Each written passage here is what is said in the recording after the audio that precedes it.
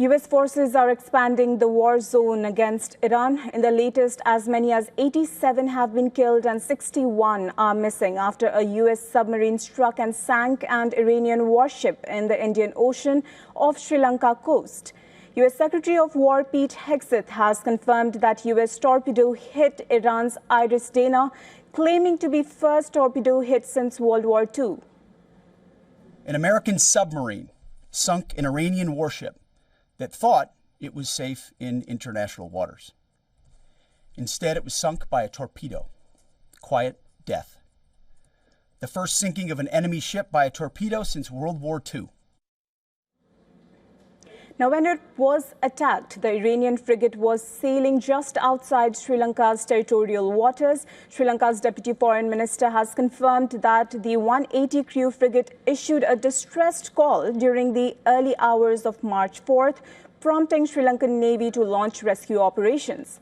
So far, 32 sailors with critical injuries have been rescued. Sri Lanka's Defence Ministry said search operations are underway for the remaining crew of the IRIS Dena. According to Sri Lanka's Foreign Minister, IRIS Dena sank 40 kilometers south of Sri Lankan coast. So, being a maritime nation and as per the conventions in the search and rescue and the UNCLOS, we are obliged to respond